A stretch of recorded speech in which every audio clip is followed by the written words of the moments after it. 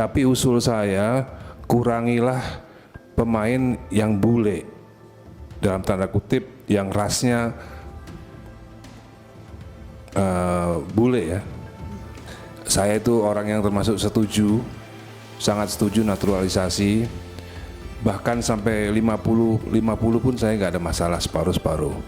Karena menurut saya ini adalah bagian daripada revolusi dalam dunia persepak bolaan. Jadi kalau namanya revolusi itu ya semuanya memang harus ekstrim.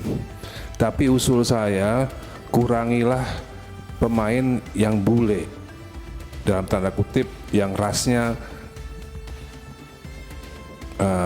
bule ya, rambut pirang, mata biru.